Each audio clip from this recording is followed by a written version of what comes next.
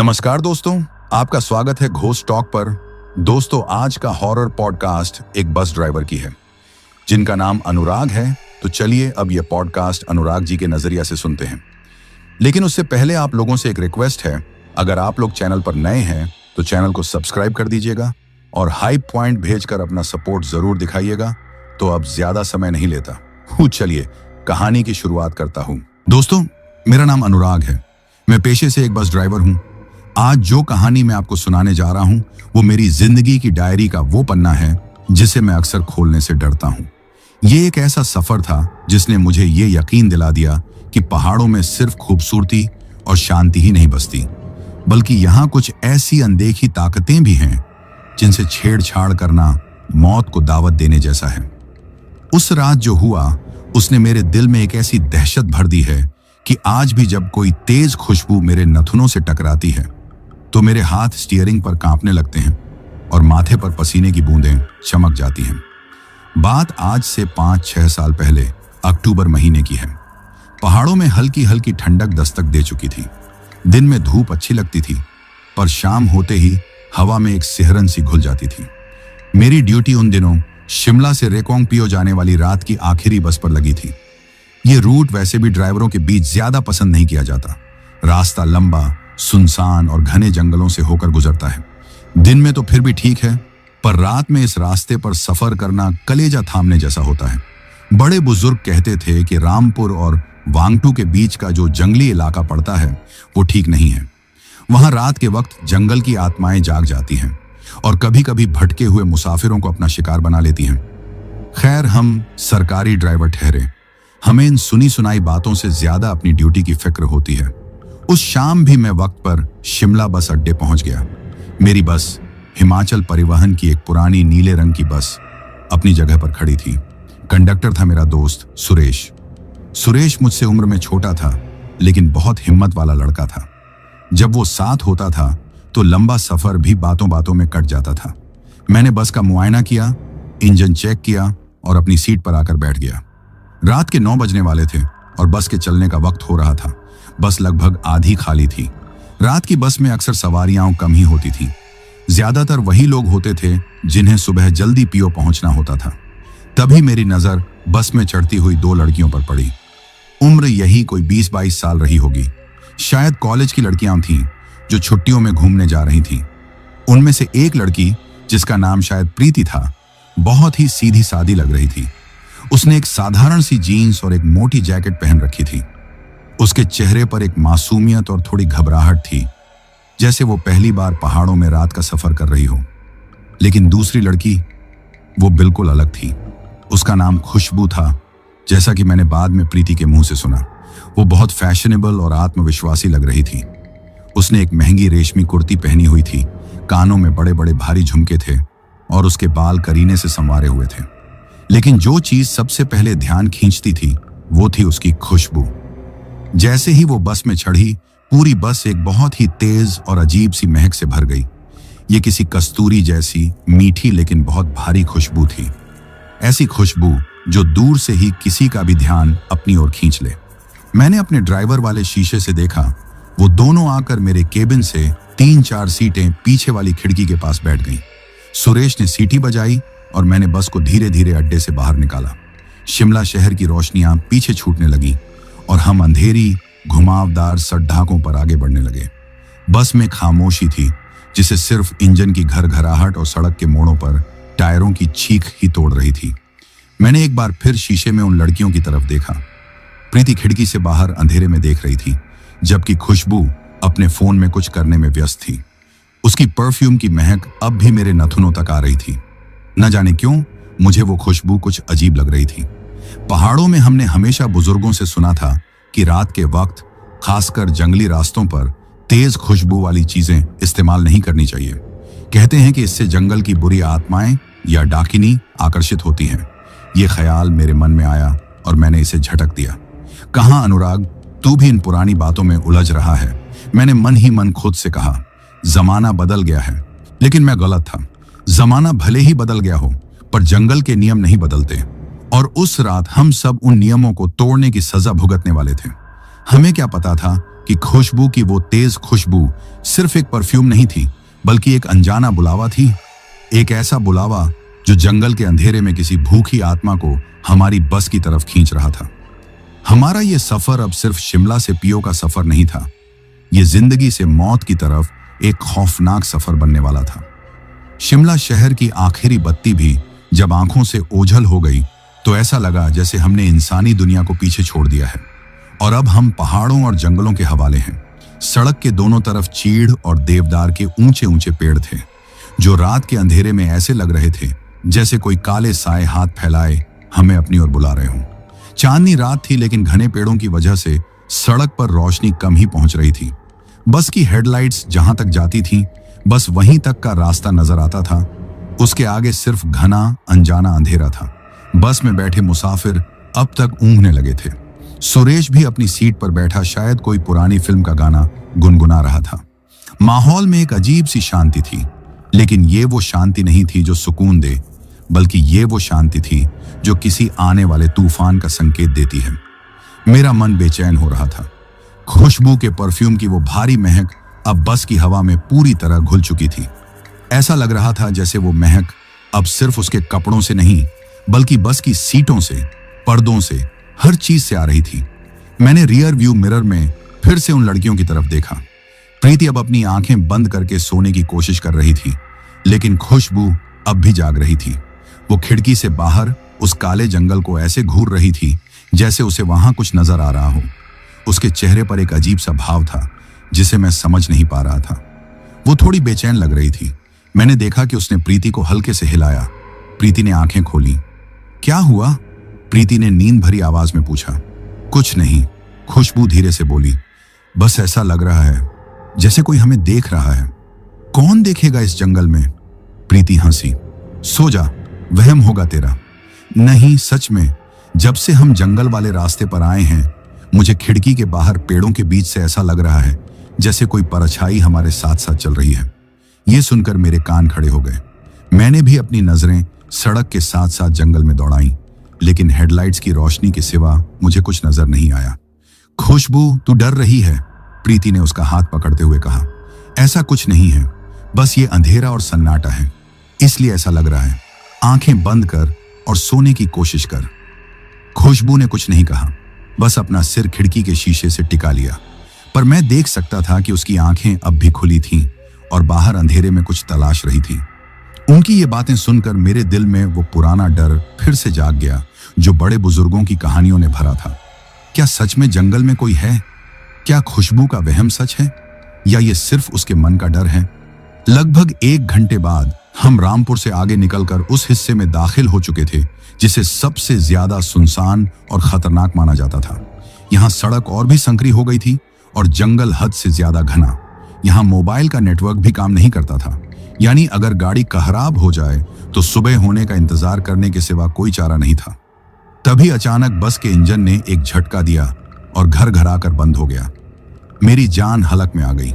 मैंने 1-2 बार बस को फिर से स्टार्ट करने की कोशिश की, लेकिन इंजन चालू नहीं हुआ। बस सड़क के बीचों बीच खड़ी हो गई। क्या हुआ अनुराग भाई? सुरेश ने अपनी सीट से उठकर पूछा। पता नहीं यार, लगता है फ्यूल लाइन में कोई दिक्कत आ गई है, मैंने माथे पर आया पसीना पोंछते हुए कहा। बस के रुकते ही बाकी सवारियां भी जाग गईं।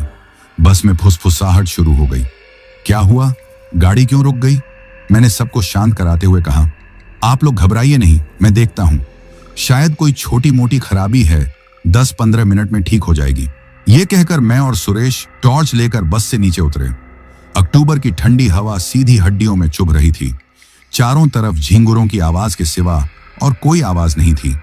जंगल इतना घना और काला था कि टॉर्च की रोशनी भी उसमें खोई जा रही थी।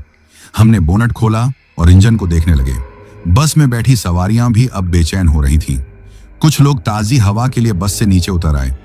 उन 2 लड़कियों में से प्रीति तो अपनी सीट पर ही बैठी रही, लेकिन खुशबू बस से नीचे उतर आई।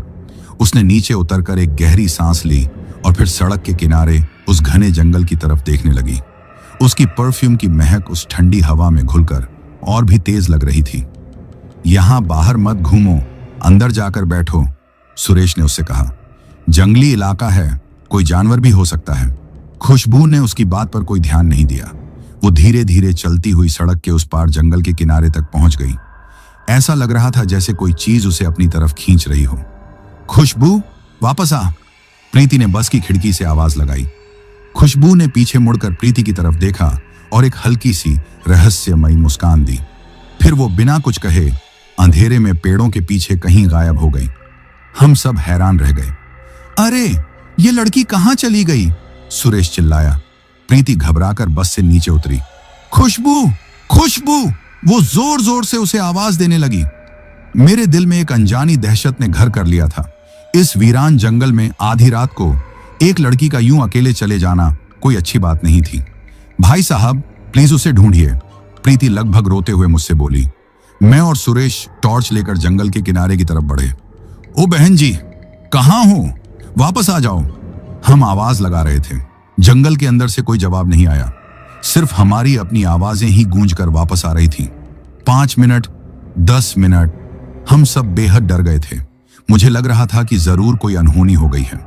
मैंने फैसला किया कि मैं और 2-4 लोग जंगल के अंदर जाकर देखेंगे। तभी पेड़ों के पीछे से हमें एक आहट सुनाई दी।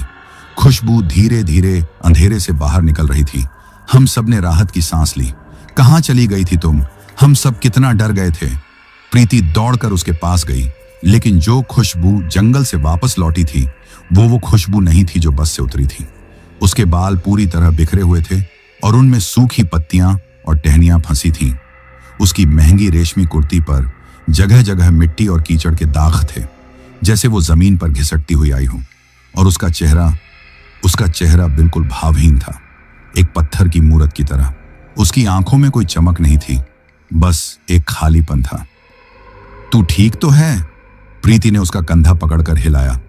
खुशबू ने कुछ नहीं कहा। उसने बस प्रीति की तरफ देखा और उसकी आंखों में जो वहशत थी उसे देखकर प्रीति भी 2 कदम पीछे हट गई। मैंने बस का इंजन किसी तरह ठीक कर लिया था। मैंने सबसे जल्दी से बस में बैठने को कहा।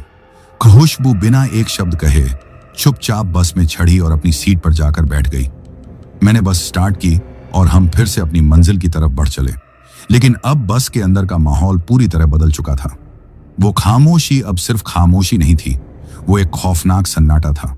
और मुझे अपनी गर्दन के पीछे किसी की ठंडी सांसें महसूस हो रही थी, जैसे कोई अनदेखा मुसाफिर भी अब हमारे साथ सफर कर रहा था। बस एक बार फिर अपनी धीमी रफ्तार से अंधेरी सड़क पर दौड़ने लगी थी, लेकिन मेरे दिल की रफ्तार अब भी तेज थी। जंगल से लौटने के बाद खुशबू का बदला हुआ रूप मेरी आंखों के सामने घूम रहा था। वो चुपचाप अपनी सीट पर बैठी थी, बिल्कुल एक भूत की तरह। उसने न प्रीति से कोई बात की, न अपनी बिगड़ी हुई हालत को सुधारने की कोशिश की। वो बस सामने अंधेरे में एक तक देख रही थी, जैसे उसे वो सब नजर आ रहा हो जो हमारी आंखों से ओझल था। प्रीति बार बार उससे कुछ पूछने की कोशिश कर रही थी। खुशबू, बोलना कुछ। क्या हुआ था जंगल में? तू ऐसे चुप क्यों है? लेकिन खुशबू के मुंह से एक शब्द भी नहीं निकल रहा था। सबसे अजीब बात अब उस परफ्यूम की महक की थी। वो तेज कस्तूरी जैसी महक अब धीरे धीरे बदल रही थी। अब उस खुशबू में एक और गंध शामिल हो गई थी, एक बहुत ही अजीब और घिनौनी गंध। ऐसी गंध जैसे कहीं पास में सड़ी हुई मछली और गीली मिट्टी रखी हो। शुरू में तो मुझे लगा कि शायद ये मेरा वहम है या बाहर जंगल से कोई महक आ रही है, लेकिन धीरे धीरे वो बदबू इतनी तेज हो गई कि सांस लेना भी मुश्किल होने लगा। बस में बैठे दूसरे मुसाफिर भी अब बेचैन होने लगे थे। 1-2 लोगों ने अपनी नाक पर रुमाल रख लिया। ये कैसी बदबू है ड्राइवर साहब? पीछे की सीट से एक आदमी ने पूछा। पता नहीं भाई साहब, शायद बाहर कोई जानवर मरा पड़ा है, मैंने टालने की कोशिश करते हुए कहा। लेकिन मैं जानता था कि यह गंध बाहर से नहीं बल्कि बस के अंदर से ही आ रही थी, और मुझे शक था कि इस गंध का ताल्लुक खुशबू से ही है। मैंने रियर व्यू मिरर से खुशबू पर नजर रखी हुई थी। बस की हल्की पीली रोशनी में उसका चेहरा और भी डरावना लग रहा था। तभी मैंने एक ऐसी चीज देखी जिसे देखकर मेरे हाथ स्टीयरिंग पर कांप गए। खुशबू, जो अब तक बिल्कुल सीधी बैठी थी, उसने धीरे धीरे अपना सिर मेरी तरफ घुमाया। हमारी आंखें मिरर में मिलीं और फिर उसने एक बहुत ही धीमी और भयानक मुस्कान दी। उसके होंठ खिंच गए, लेकिन उसकी आंखों में कोई भाव नहीं था। और फिर उसकी आंखों का रंग बदलने लगा। उसकी काली पुतलियां धीरे धीरे फैलने लगीं, इतनी ज्यादा कि आंखों का सफेद हिस्सा लगभग गायब ही हो गया। अब उसकी आंखें 2 गहरे काले गड्ढों जैसी लग रही थी। मैं डर के मारे जम गया। ये कोई इंसान नहीं हो सकता। जिस लड़की को मैंने बस में चढ़ते देखा था, ये वो नहीं थी। इसके अंदर कोई और था, कोई बुरी शैतानी ताकत। प्रीति भी शायद ये सब देख रही थी। उसके चेहरे का रंग उड़ चुका था और वो डर के मारे अपनी सीट से लगभग चिपक गई थी। तभी खुशबू ने कुछ बुदबुदाना शुरू किया, बहुत ही धीमी आवाज में, जैसे वो कोई मंत्र पढ़ रही हो। उसकी आवाज भी उसकी अपनी नहीं थी। वो एक भारी मर्दाना और बहुत ही अजीब आवाज थी, जैसे कोई गहरे कुएं से बोल रहा हो। वो क्या बोल रही थी ये समझ नहीं आ रहा था, लेकिन उसकी आवाज में इतनी नफरत और अंधेरा था कि बस में बैठे हर इंसान के रोंगटे खड़े हो गए। वो सड़ी हुई बदबू अब असहनीय हो चुकी थी। ऐसा लग रहा था जैसे हम किसी कब्रिस्तान से गुजर रहे हों। अचानक खुशबू जोर से हंसी। वो हंसी इतनी खौफनाक थी कि बस में बैठे एक दो बच्चे रोने लगे। वो किसी इंसान की हंसी नहीं थी, वो किसी चुड़ैल की हंसी थी जो अपना शिकार देखकर खुश हो रही हो। चुप हो जा खुशबू, प्रीति ने रोते हुए उसकी बाह पकड़ने की कोशिश की। खुशबू ने एक झटके से अपना हाथ छुड़ाया और प्रीति की तरफ ऐसे घूमा कि प्रीति डरकर पीछे हट गई। खुशबू नहीं, वो उस भारी भयानक आवाज में बोली, वो तो अब मेरी है, हमेशा के लिए। ये सुनते ही बस में चीख पुकार मच गई। ड्राइवर साहब, बस रोकिए, हमें उतारिए। लोग चिल्लाने लगे। कहां रोकूं बस, इस घने जंगल में? मैं भी घबराकर चिल्लाया। बाहर उतरना और भी खतरनाक है। मेरा दिमाग काम नहीं कर रहा था। मैं 15 सालों से इस रूट पर गाड़ी चला रहा था। मैंने हादसे देखे थे, खराब मौसम देखा था, लेकिन ऐसा भयानक मंजर मैंने अपनी जिंदगी में कभी नहीं देखा था। मेरी बस में एक जीती जागती लाश बैठी थी, जिसके अंदर कोई शैतान था। खुशबू अब अपनी सीट से खड़ी हो गई। वो धीरे धीरे लड़खड़ाते कदमों से बस के गलियारे में चलने लगी। उसकी काली आंखें एक एक मुसाफिर को घूर रही थीं। वो जिधर से गुजरती वो सड़ी हुई बदबू और तेज हो जाती। लोग डर के मारे अपनी सीटों में दुबके जा रहे थे। वो चलती हुई बस के आगे के हिस्से तक आ गई, मेरे केबिन के ठीक पीछे। मैं उसे मिरर में देख सकता था। उसका चेहरा पूरी तरह से बदल चुका था। वो पीला पड़ गया था और उसकी नसें उभर आई थीं। उसने अपना एक हाथ उठाया और केबिन के शीशे पर रख दिया। उसका हाथ बर्फ की तरह ठंडा था। मैं शीशे के इस पार भी उसकी ठंडक महसूस कर सकता था। गाड़ी रोक, वो गुर्राई। मुझे उतरना है, मेरा घर आ गया है। उसकी बात सुनकर मेरी रूह कांप गई। उसका घर इस वीरान जंगल में? मैंने हिम्मत करके कहा, देखो, तुम जो भी हो, इस लड़की को छोड़ दो। ये सब बेकसूर लोग हैं, इन्हें जाने दो। मेरी बात सुनकर वो जोर से फिर हंसी। बेकसूर? इस दुनिया में कोई बेकसूर नहीं है। और ये लड़की, इसने खुद मुझे बुलाया है अपनी इस मीठी खुशबू से। ये कहते हुए उसने अपनी उंगली से उस जगह की तरफ इशारा किया जहां खुशबू ने परफ्यूम लगाया था। अब मैं सब कुछ समझ गया था। बड़े बुजुर्गों की बातें सच थीं। इस लड़की की तेज खुशबू ने ही जंगल की इस बुरी आत्मा को अपनी तरफ खींच लिया था। अनजाने में ही सही, पर इसने एक बहुत बड़ी गलती कर दी थी और अब हम सब उसकी सजा भुगत रहे थे। मुझे फैसला लेना था। मैं इन सब लोगों को ऐसे मरने के लिए नहीं छोड़ सकता था। मुझे कुछ तो करना ही होगा। मुझे याद आया कि इस रास्ते से थोड़ा हटकर पहाड़ों में एक छोटा सा पुराना गांव है। मैंने सुना था कि वहां एक बहुत पुराने मंदिर के पुजारी रहते हैं जो इन सब चीजों का ज्ञान रखते हैं। वो गांव यहां से करीब 10-15 किलोमीटर दूर एक कच्ची सड़क से होकर जाता था। यह एक बहुत बड़ा खतरा था। उस अनजान कच्ची सड़क पर रात में बस ले जाना मौत को दावत देने जैसा था, लेकिन यहां रुके रहने का मतलब भी मौत ही था। मैंने फैसला कर लिया, मैं बस को उसी गांव की तरफ ले जाऊंगा। शायद वही हमारी आखिरी उम्मीद थी। मेरे दिमाग में जैसे ही उस गांव और पुजारी का ख्याल आया, मुझे लगा कि शायद अभी भी उम्मीद की कोई किरण बाकी है। मैंने मन ही मन हनुमान जी का नाम लिया और फैसला कर लिया कि मैं स्टीयरिंग अब उसी अनजान कच्ची सड़क की तरफ मोड़ूंगा। ये एक जुआ था, एक ऐसा दांव जिस पर मेरी और बस में बैठे बाकी 20-25 लोगों की जिंदगी लगी हुई थी। चुप हो जाओ सब, खुशबू के अंदर से वो भयानक आवाज फिर गूंजी। कोई कहीं नहीं जाएगा। वो अब भी मेरे केबिन के ठीक पीछे खड़ी थी। उसकी काली आंखें मुझे रियर व्यू मिरर में घूर रही थीं। ऐसा लग रहा था जैसे उसने मेरे दिमाग में चल रही योजना को पढ़ लिया हो। गाड़ी को मुख्य सड़क पर ही चलने दे ड्राइवर, नहीं तो अंजाम बहुत बुरा होगा, वो गुर्राई। उसकी धमकी ने मेरे इरादे को और भी पक्का कर दिया। अब यह साफ था कि वो हमें किसी भी हाल में आबादी वाले इलाके तक पहुंचने नहीं देना चाहती थी। उसका मकसद हमें इसी जंगल में भटका कर रखना था ताकि वो अपना घिनौना खेल खेल सके। मैंने बिना कुछ कहे बस की रफ्तार थोड़ी और बढ़ा दी। वो कच्ची सड़क का कट अब बस 1-2 किलोमीटर ही दूर था। मुझे किसी भी तरह वहां तक पहुंचना था। खुशबू शायद समझ गई कि मैं उसकी बात नहीं मानने वाला। उसका गुस्सा अब बढ़ने लगा। वो जोर जोर से बस के अंदर चीखने लगी। उसकी चीखें किसी इंसान की नहीं थीं, वो किसी घायल जानवर की तरह दर्द और गुस्से से भरी हुई थी। पूरी बस कांपने लगी। खिड़कियों के शीशे थरथराने लगे। बस के अंदर की पीली बत्तियां एक पल के लिए जलती फिर बुझ जाती। बस में एक अजीब सा अंधेरा उजाला होने लगा। वो सड़ी हुई बदबू अब इतनी तेज हो गई थी कि मेरा सिर चकराने लगा और आंखों में जलन हो रही थी। मैंने कहा था रोक, वो चिल्लाई और उसने अपना हाथ जोर से मेरे केबिन के शीशे पर मारा। खटाक की आवाज के साथ शीशे पर एक बड़ी सी दरार पड़ गई। मैं और सुरेश दोनों ही सिहर गए। प्रीति अपनी सीट पर बैठी रोए जा रही थी। खुशबू प्लीज होश में आ, ये तू क्या कर रही है? वो अब कभी होश में नहीं आएगी। वो शैतानी आवाज हंसी। उसकी आत्मा तो अब मेरी गुलाम है। तभी मुझे आगे वो कच्ची सड़क का मोड़ नजर आया। वो एक बहुत ही संकरा और ढलान वाला रास्ता था जिस पर मुश्किल से ही एक बस जा सकती थी। मैंने एक गहरी सांस ली और अचानक स्टीयरिंग को पूरी ताकत से दाईं ओर घुमा दिया। बस एक जोरदार झटके के साथ मुख्य सड़क से उतरकर उस कच्ची पथरीली सड़क पर आ गई। अंदर बैठे लोग इधर उधर लुढ़क गए। बस के पहियों के नीचे आए पत्थरों की आवाज बहुत डरावनी लग रही थी। मेरा यह कदम उस शैतानी ताकत के लिए शायद अनपेक्षित था। एक पल के लिए खुशबू के मुंह से कोई आवाज नहीं निकली, लेकिन फिर उसका गुस्सा 7वें आसमान पर पहुंच गया।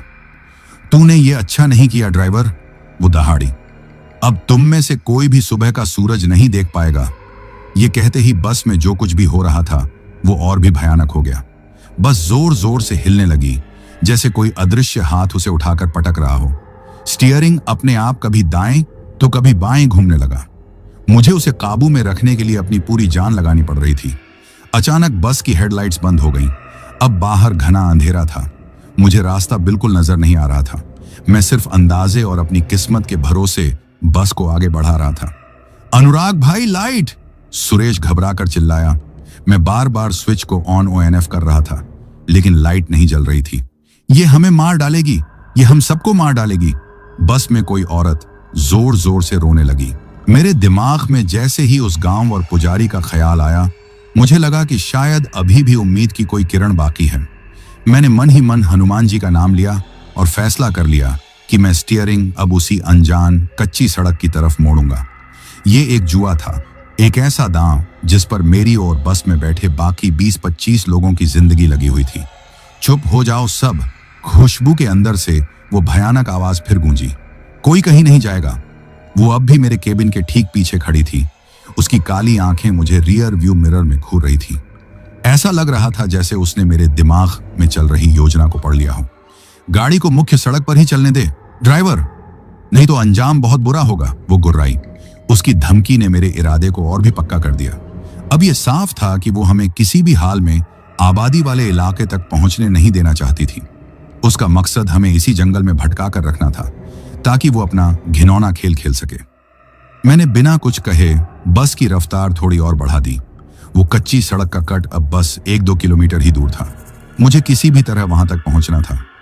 खुशबू शायद समझ गई कि मैं उसकी बात नहीं मानने वाला। उसका गुस्सा अब बढ़ने लगा। वो जोर जोर से बस के अंदर चीखने लगी। उसकी चीखें किसी इंसान की नहीं थीं, वो किसी घायल जानवर की तरह दर्द और गुस्से से भरी हुई थी। पूरी बस कांपने लगी। खिड़कियों के शीशे थरथराने लगे। बस के अंदर की पीली बत्तियां एक पल के लिए जलती फिर बुझ जाती। बस में एक अजीब सा अंधेरा उजाला होने लगा।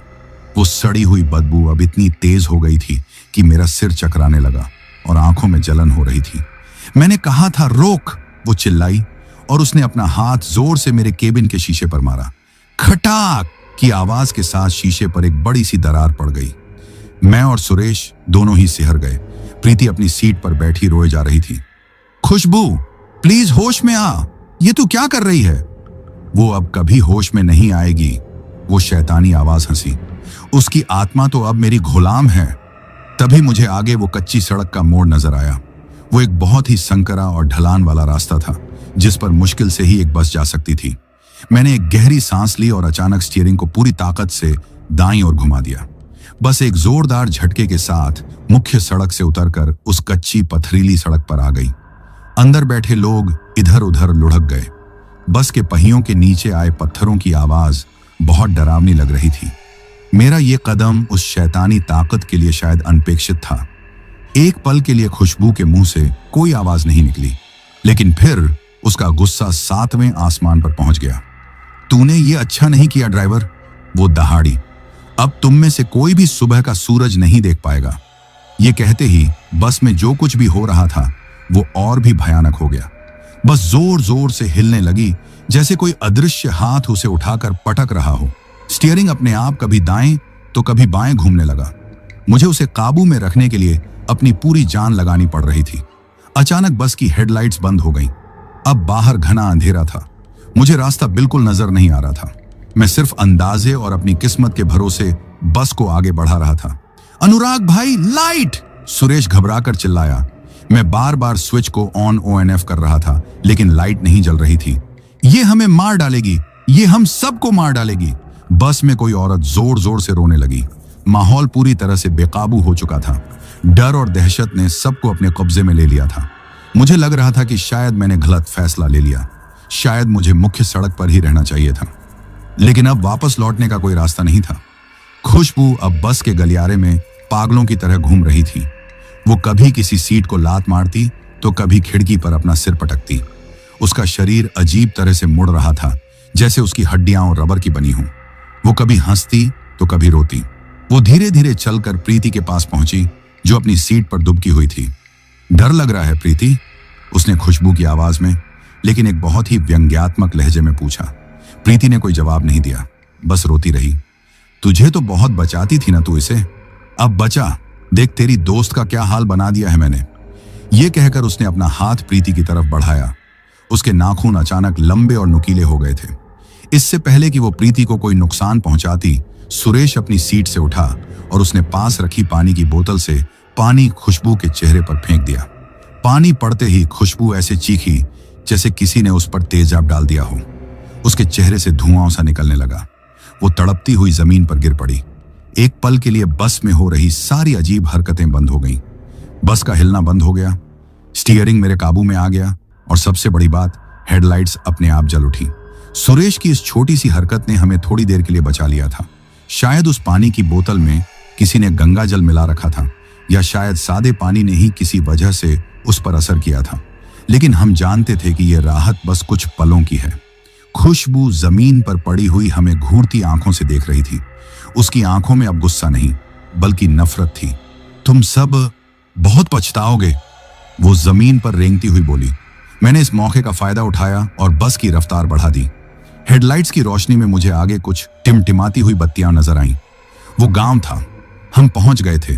मेरी आंखों में आंसू आ गए। शायद भगवान ने हमारी सुन ली थी।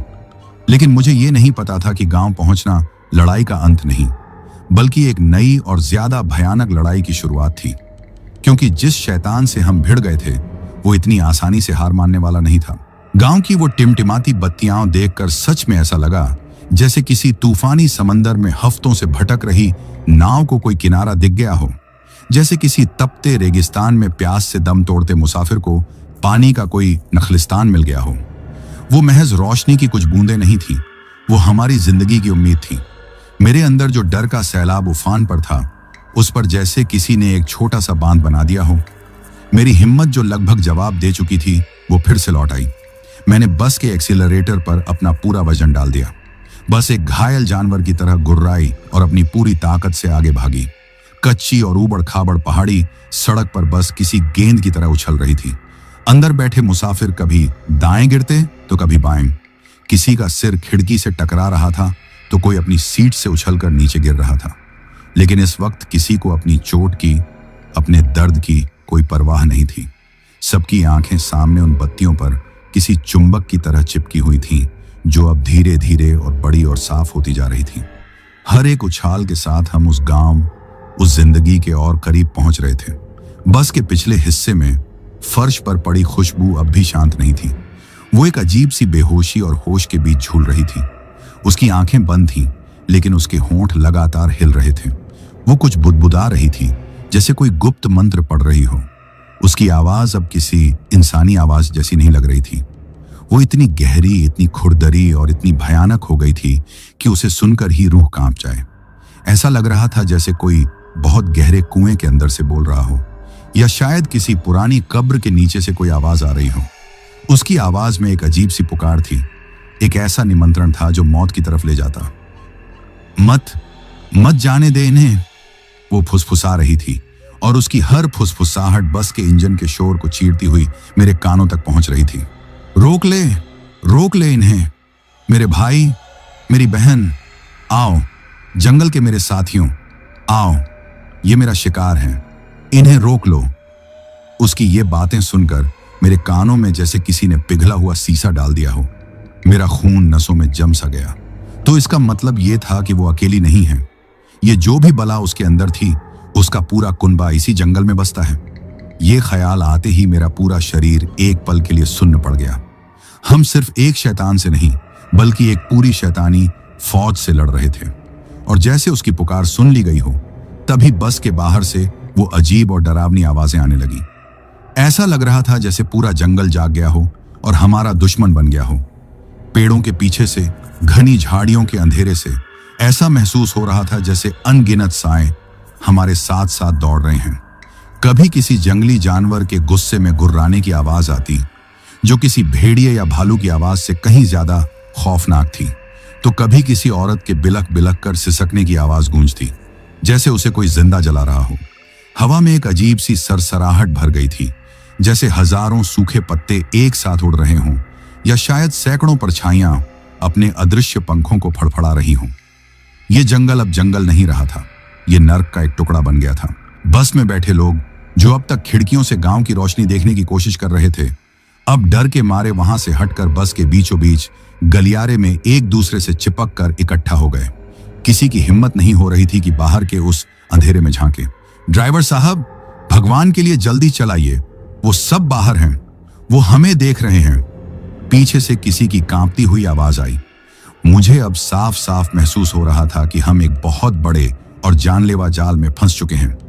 खुशबू के अंदर जो चीज थी, वो इस जंगल की रानी थी, और उसने अपनी मदद के लिए जंगल की हर बुरी ताकत को, हर भटकती आत्मा को बुला लिया था।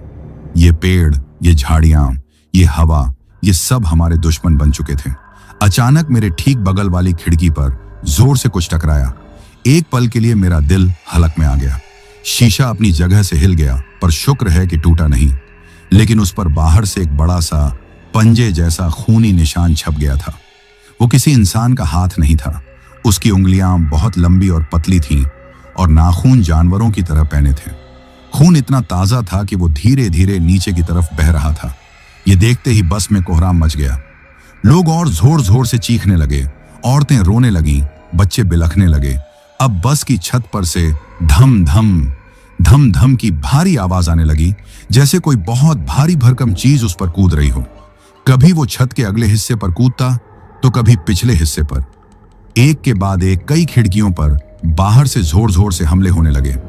हर खटाक की आवाज के साथ हमारी एक एक सांस थम जाती। मेरा पूरा ध्यान सड़क पर था, जो अब गांव के पास आकर थोड़ी बेहतर हो गई थी।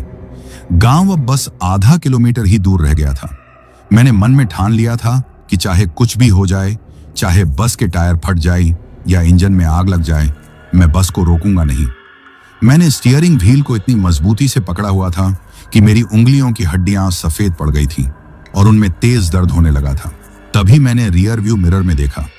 खुशबू अब फिर से उठ खड़ी हुई थी। शायद उस पर छिड़के गए पानी का असर पूरी तरह से खत्म हो गया था।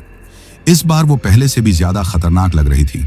उसकी आंखों में अब सिर्फ अंधेरा नहीं, बल्कि लाल रंग की एक दहकती हुई चमक थी, जैसे दो जलते हुए अंगारे हों।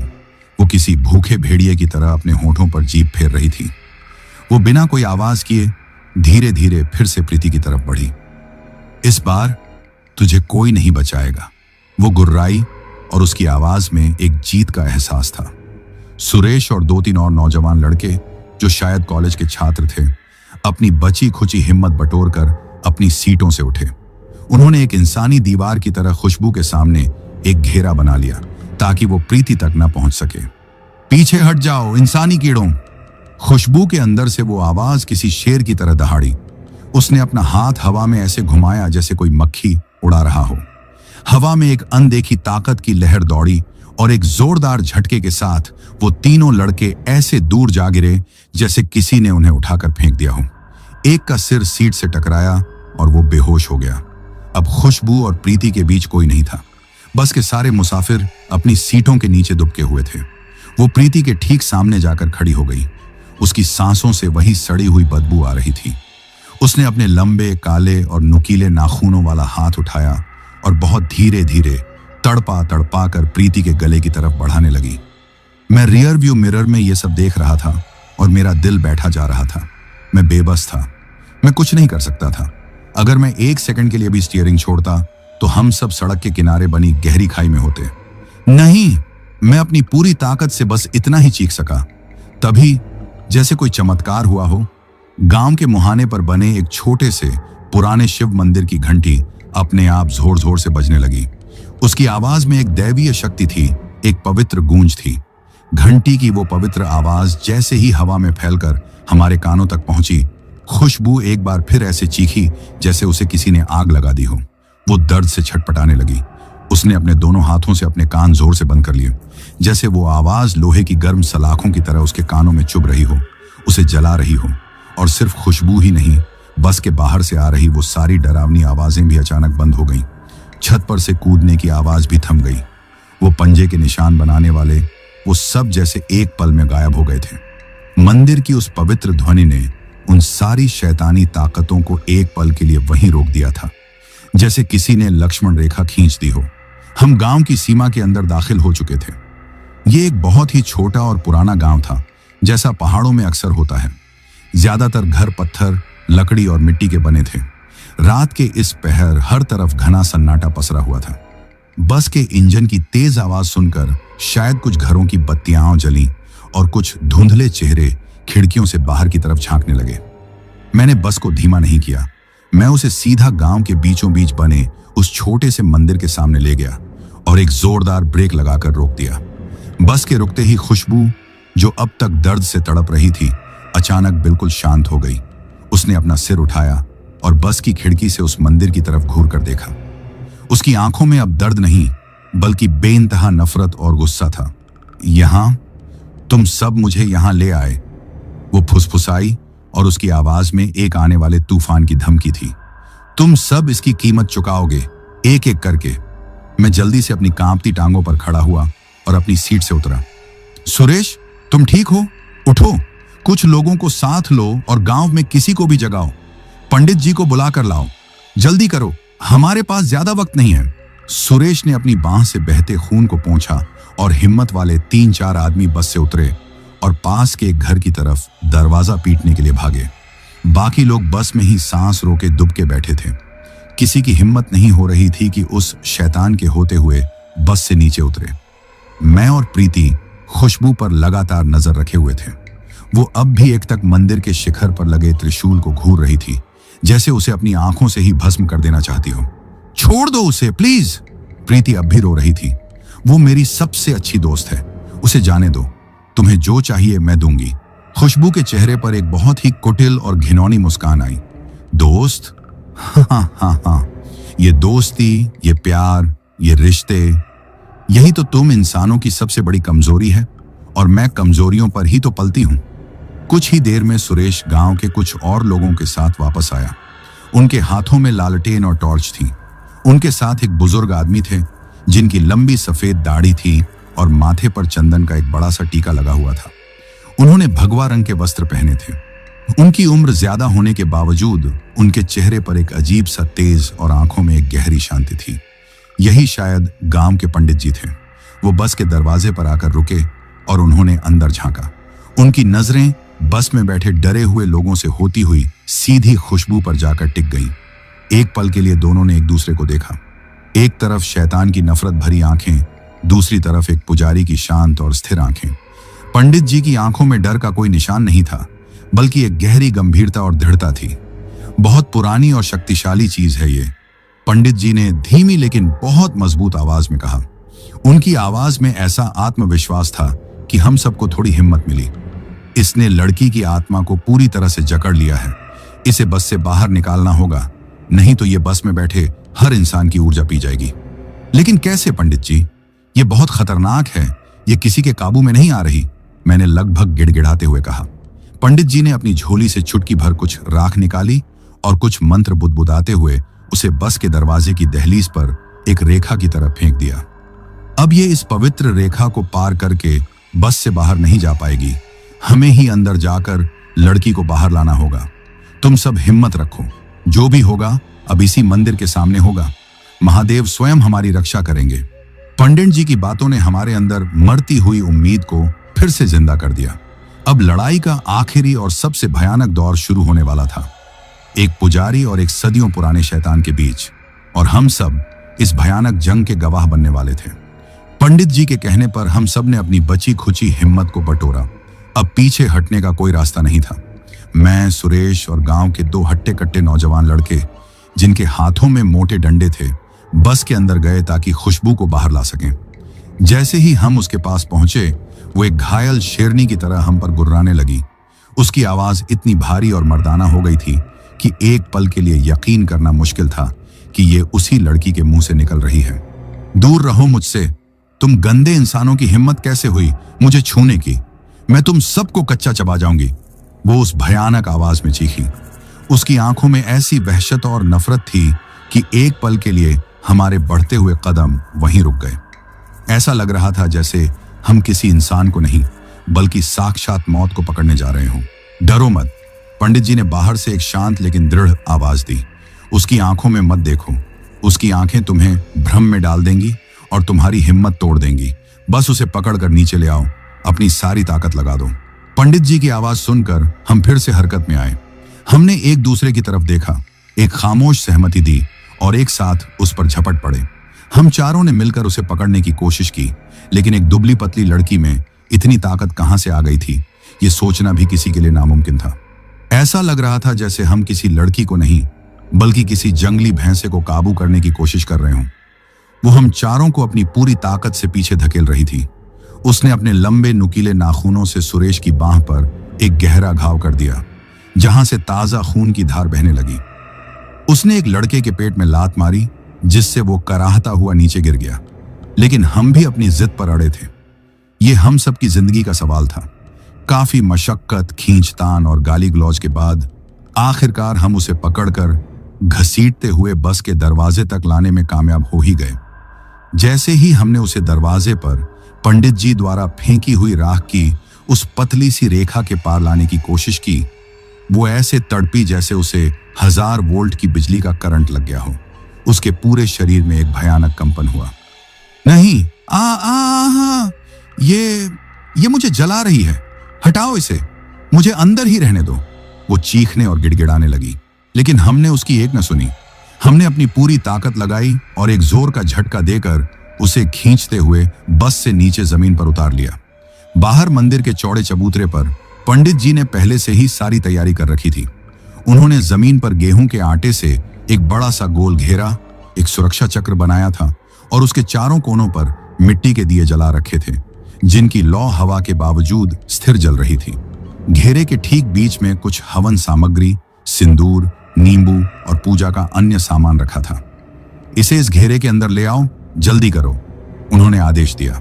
हम खुशबू को लगभग घसीटते हुए उस घेरे के अंदर ले गए और उसे वहीं जमीन पर बिठा दिया। उस पवित्र घेरे के अंदर आते ही उसकी ताकत जैसे आधी रह गई। उसकी चीखें और गुर्राना कम हो गया। वो अब भी छटपटा रही थी, लेकिन पहले की तरह हिंसक नहीं थी। ऐसा लग रहा था जैसे किसी जंगली जानवर को पिंजरे में कैद कर दिया गया हो। बस के बाकी मुसाफिर और गांव के लोग डर, हैरानी और जिज्ञासा के मिले जुले भाव से दूर खड़े होकर ये सब देख रहे थे। रात का सन्नाटा, दियों की टिमटिमाती रोशनी और बीच बीच में खुशबू की डरावनी आवाज, ये पूरा मंजर किसी भयानक सपने जैसा था। पंडित जी अपने हाथ में एक पीतल का छोटा लोटा लेकर उस घेरे के पास आए, जिसमें शायद गंगा जल था। उन्होंने अपनी आंखें बंद की और कुछ शक्तिशाली वैदिक मंत्रों का उच्चारण करना शुरू कर दिया। उनकी आवाज शांत थी, लेकिन उसमें इतनी शक्ति और इतना ठहराव था कि वो उस रात के भयावह सन्नाटे में दूर दूर तक गूंज रही थी। जैसे जैसे पंडित जी के मंत्रों का जाप तेज होता जा रहा था, खुशबू की हालत और बिगड़ती जा रही थी। वो जमीन पर एक सांप की तरह लौटने लगी, अपने ही बालों को नोचने लगी और जमीन पर अपने नाखूनों से खरोंचे मारने लगी। बंद कर ये सब, बूढ़े, वो गुर्राई। तेरा ये नाटक मुझे नहीं रोक सकता, मैं इसे लेकर ही जाऊंगी, ये मेरी है। पंडित जी ने उसकी बातों पर कोई ध्यान नहीं दिया। वो अपने ध्यान में मग्न थे। उन्होंने लोटे में से थोड़ा जल अपनी हथेली पर लिया, कुछ मंत्र फूंके और फिर उस जल के छींटे खुशबू के ऊपर मारे। पानी की वो पवित्र बूंदें जहां जहां उसके शरीर पर पड़ रही थीं, वहां वहां से ऐसे धुआं निकल रहा था जैसे किसी जलते हुए कोयले पर पानी डाल दिया हो, और उसकी चीखें पहले से कहीं ज्यादा तेज और दर्दनाक होती जा रही थीं। जलन हो रही है, आग लग गई, बंद कर ये सब, मैं तुझे नहीं छोड़ूंगा, बूढ़े। पंडित जी ने अब अपनी झोली से एक छोटा हाथ भर का चमकता हुआ त्रिशूल निकाला और उसे हवन कुंड की आग में तब तक तपाया जब तक वो लोहे की तरह एकदम लाल नहीं हो गया।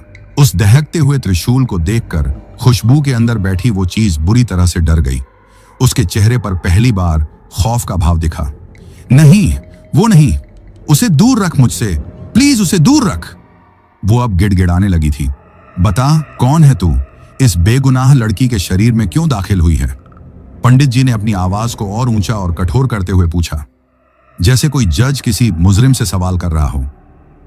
मैं एक डाकिनी हूं, वो हांफते हुए टूटी फूटी आवाज में बोली। मैं सदियों से इस जंगल में भटक रही हूं। ये लड़की, इसकी खुशबू, इसके शरीर से आती तेज खुशबू ने मुझे अपनी तरफ खींच लिया। मुझे एक जवान शरीर की जरूरत थी और इसने खुद मुझे दावत दी, इस इत्तर को लगाकर। जिस रास्ते से तू आई है उसी रास्ते से वापस लौट जा। पंडित जी ने उस गर्म त्रिशूल को धीरे धीरे उसकी तरफ बढ़ाते हुए कहा, इस लड़की का शरीर छोड़ दे, वरना मैं इसी त्रिशूल से तुझे यहीं भस्म कर दूंगा। कभी नहीं, ये शरीर अब मेरा है, मैं इसे नहीं छोड़ूंगी। वो जोर से चीखी और अचानक उसने अपना असली रूप दिखाना शुरू कर दिया। खुशबू का चेहरा अस्वाभाविक रूप से खींचने लगा। उसकी आंखें पूरी तरह से खून की तरह लाल हो गईं और उनमें कोई पुतली नहीं बची थी, और उसके मुंह से एक लंबी, लगभग 1 हाथ लंबी सांप जैसी काली जीभ बाहर निकल आई। ये मंजर इतना भयानक और घिनौना था कि कई लोग डर के मारे अपनी आंखें बंद कर ली और कुछ लोग तो उल्टी करने लगे। उसने अपनी पूरी ताकत से उस घेरे को तोड़ने की कोशिश की, लेकिन जैसे ही उसका हाथ या पैर आटे की उस रेखा को छूता, एक जोर की नीली चिंगारी निकलती और उसे जोर का बिजली का झटका लगता, जिससे वो तड़प कर पीछे हट जाती। पंडित जी समझ गए कि यह शैतानी ताकत बहुत जिद्दी है और आसानी से नहीं मानेगी। उन्होंने प्रीति को अपने पास बुलाया। बेटी, ये तुम्हारी दोस्त है, उन्होंने प्रीति से कहा। इसके अंदर कहीं ना कहीं किसी कोने में इसकी अपनी आत्मा अब भी उस शैतान से लड़ रही है, पर वो कमजोर पड़ गई है। तुम्हें उसे आवाज देनी होगी, उसे तुम्हारी जरूरत है। उसे कोई ऐसी बात याद दिलाओ जो सिर्फ तुम दोनों के बीच की हो, कोई वादा, कोई बचपन की याद। उसे बताओ कि तुम उसके साथ हो और उसे वापस लाना चाहती हो। प्रीति रोते हुए, कांपते हुए कदमों से उस घेरे के पास गई। वो अपनी दोस्त को उस भयानक रूप में देखकर बुरी तरह डर गई थी, लेकिन उसने हिम्मत नहीं हारी। खुशबू, मेरी बात सुन, मैं प्रीति हूं, तेरी प्रीति, उसने सिसकते हुए कहा। याद कर, हमने कॉलेज में वादा किया था कि हम अपनी पहली सैलरी से एक साथ यूरोप घूमने जाएंगे। याद कर, जब हम छोटे थे और तू अंधेरे से बहुत डरती थी तो मैं तेरा हाथ पकड़कर तेरे साथ सोती थी। देख, मैं अब भी तेरा हाथ थामे हुए हूं। खुशबू, तू अकेली नहीं है, लौटा, प्लीज मेरे लिए लौटा। प्रीति की सच्ची और प्यार भरी बातें सुनकर एक पल के लिए खुशबू का वो भयानक चेहरा थोड़ा नरम पड़ा। उसकी खून जैसी लाल आंखों में एक पल के लिए आंसू की एक छोटी सी बूंद चमकी और फिर भाप बनकर उड़ गई। प्रीति, एक बहुत ही कमजोर, कांपती हुई और जानी पहचानी आवाज उसके मुंह से निकली। ये खुशबू की अपनी आवाज थी। पंडित जी समझ गए कि यही वो सही मौका है जब लोहा गर्म है। उन्होंने वो तपता हुआ लाल त्रिशूल उठाया और उसे खुशबू के माथे से छुआया नहीं, बस उसके बहुत करीब, लगभग 1 इंच की दूरी पर ले गए। एयूएम आई ह्रीं क्लीं चामुंडाय विच्छे। उन्होंने अपनी पूरी आत्मिक शक्ति लगाकर उस महामंत्र का जोर से जाप किया। जैसे ही उन्होंने मंत्र पूरा किया, खुशबू के शरीर से एक ऐसी जोरदार और दिल दहला देने वाली चीख निकली जिसे सुनकर ऐसा लगा जैसे आसमान फट जाएगा। उसके पूरे शरीर को एक आखिरी और बहुत जोर का झटका लगा और वो बेहोश होकर पीछे की तरफ गिर पड़ी। उसके गिरते ही उसके शरीर से एक गाढ़ा काला धुआं सा निकला जिसने एक पल के लिए एक भयानक चेहरे का आकार लिया और फिर तेजी से हवा में घुलकर गायब हो गया। वो सड़ी हुई मतली पैदा करने वाली बदबू भी अचानक ऐसे गायब हो गई जैसे कभी थी ही नहीं। माहौल में अब सिर्फ हवन की पवित्र और भीनी भीनी खुशबू थी। वो शैतान, वो डाकिनी जा चुकी थी। जैसे ही वो काला धुआं खुशबू के बेजान शरीर से निकलकर रात की हवा में गायब हुआ, मंदिर के आसपास का सारा माहौल एक ही पल में पूरी तरह से बदल गया। वो भारीपन, वो घुटन, वो दहशत जो हमारी सांसों में जम गई थी, वो अनजाना खौफ जो हवा में किसी झर की तरह घुला हुआ था, सब एक साथ छोड़ गया। अब रात की वही शांत, निर्मल और ठंडी हवा चल रही थी जो इन देवभूमि जैसे पहाड़ों की खासियत होती है। मंदिर की घंटी अब भी धीरे धीरे बज रही थी और उसकी ध्वनि अब डरावनी नहीं बल्कि बहुत सुकून देने वाली लग रही थी। खुशबू उस आटे के घेरे के अंदर बेहोश पड़ी थी। उसका चेहरा अब बिल्कुल शांत और मासूम था, जैसे कोई छोटा बच्चा गहरी नींद में सो रहा हो। उसके चेहरे का वो डरावना पीलापन और माथे पर उभरी हुई वो नीली नसें पूरी तरह से गायब हो चुकी थी। अब वो वहीं कॉलेज जाने वाली एक आम सी खूबसूरत लड़की लग रही थी जो कुछ घंटों पहले शिमला में हमारी बस में चढ़ी थी। प्रीति दौड़कर उसके पास गई। उसने किसी की परवाह नहीं की और उसका सिर उठाकर अपनी गोद में रख लिया। खुशबू, आंखें खोल, प्लीज आंखें खोल। वो रोते हुए उसके गालों को हल्के हल्के थपथपाने लगी। चिंता मत करो बेटी, उसे होश आ जाएगा, पंडित जी ने पास ही एक पत्थर पर बैठते हुए कहा। उनकी आवाज में गहरी थकान थी, जैसे उन्होंने कोई बहुत बड़ी और लंबी जंग लड़ी हो। बुरी आत्मा तो जा चुकी है, पर वो लड़की के शरीर की बहुत सारी जीवन ऊर्जा अपने साथ ले गई है। इसे शारीरिक और मानसिक रूप से पूरी तरह ठीक होने में थोड़ा वक्त लगेगा। पंडित जी की पत्नी, जो अब तक अपने घर के दरवाजे पर खड़ी ये सारा भयानक मंजर देख रही थी, एक तांबे के लोटे में पानी लेकर आई। पंडित जी ने कुछ मंत्र पढ़कर उस पानी को अभिमंत्रित किया और प्रीति से कहा कि होश आने पर खुशबू को सबसे पहले यही पानी पिलाए। हम सब, यानी मैं, सुरेश और बाकी मुसाफिर जो अब तक किसी मूर्ति की तरह सांस रोके खड़े थे, अब धीरे धीरे अपनी सुध बुद्ध में लौट रहे थे। गांव के लोग पंडित जी की जय जयकार कर रहे थे और उनके प्रति अपनी श्रद्धा व्यक्त कर रहे थे। बस के बाकी मुसाफिर अभी भी उस गहरे सदमे से बाहर नहीं आ पाए थे जो उन्होंने पिछली कुछ घंटों में झेला था। उनके चेहरे पर डर और अविश्वसनीयता के भाव साफ दिख रहे थे। मैंने धीरे धीरे चलकर पंडित जी के पास जाकर उनके पैर छू लिए। पंडित जी, आज आपने हम सब की जान बचा ली। अगर आज रात आप ना होते तो पता नहीं हमारा क्या होता। हम आपके ये उपकार जिंदगी भर नहीं भूलेंगे। पंडित जी ने मुझे सहारा देकर उठाते हुए कहा। बचाने वाला तो वो ऊपर बैठा नीलकंठ है बेटा, हम तो बस उसके बनाए हुए एक मामूली झरिया हैं। पर एक बात हमेशा याद रखना, इन पहाड़ों और जंगलों के अपने कुछ नियम और अपने कुछ रहस्य होते हैं। ये जगहें जितनी सुंदर और शांत दिखती हैं, उतनी ही रहस्यमयी और खतरनाक भी हो सकती हैं। यहाँ की हर चीज, हर पेड़, हर पत्थर का सम्मान करना चाहिए। फिर उन्होंने मेरी तरफ और बस में बैठे बाकी लोगों की तरफ देखकर एक बहुत जरूरी बात कही। रात के वक्त सुनसान और अनजान रास्तों पर कभी भी तेज खुशबू वाली चीजें जैसे इत्र या परफ्यूम लगाकर सफर नहीं करना चाहिए। ये तेज महक इंसानों को तो अपनी तरफ आकर्षित करती ही है, पर यह उन भटकती हुई बुरी आत्माओं और शक्तियों के लिए भी एक खुला बुलावा बन जाती है जो हमेशा एक इंसानी शरीर की तलाश में होती हैं। उस लड़की के परफ्यूम की तेज खुशबू ने ही उस डाकिनी को उसकी तरफ खींचा और उसे रास्ता दिखाया था। ये तुम बच्चों की एक अनजाने में हुई गलती थी, पर इसकी सजा तुम सबको अपनी जान देकर चुकानी पड़ सकती थी। पंडित जी की बातें हम सब बहुत ध्यान से सुन रहे थे। ये वो ज्ञान था जो किसी किताब में नहीं मिलता। ये वो अनुभव था जो पीढ़ियों से पहाड़ों में रहने वाले लोगों के बीच चला आ रहा था। कुछ देर बाद ठंडी हवा के झोंके से खुशबू को होश आया। उसने बहुत धीरे धीरे अपनी भारी पलकें खोली। उसकी नजरें कमजोर और भटकी हुई थीं, जैसे वो किसी बहुत लंबे और बुरे सपने से जागी हो। मैं कहाँ हूं? क्या हुआ था? उसने बहुत ही धीमी और कमजोर आवाज में पूछा। तू ठीक है, बिल्कुल ठीक है, हम सब तेरे साथ हैं, प्रीति ने उसे कसकर गले लगाते हुए कहा और उसकी आंखों से खुशी के आंसू बह निकले। खुशबू को कुछ भी याद नहीं था। उसे बस इतना याद था कि बस जंगल में खराब हुई थी और उसके सिर में तेज दर्द हुआ था। उसके बाद सब कुछ धुंधला और अंधेरे में डूबा हुआ था। शायद ये भगवान की ही कृपा थी। उन भयानक और दर्दनाक यादों के साथ जीना उसके लिए नामुमकिन हो जाता। अब सुबह होने लगी थी। पूरब दिशा में आसमान का रंग धीरे धीरे नारंगी हो रहा था। पंछियों के चहचहाने की आवाज आने लगी थी। पंडित जी ने हम सबको अपने छोटे से घर पर अदरक वाली गर्म चाय पिलाई और कहा कि अब हम अपना सफर आगे जारी रख सकते हैं, क्योंकि खतरा पूरी तरह से टल चुका है। बस में बैठे सभी यात्रियों ने मिलकर कुछ पैसे इकट्ठे किए और पंडित जी को धन्यवाद के साथ भेंट के तौर पर दिए। हालांकि वो लेने से मना कर रहे थे।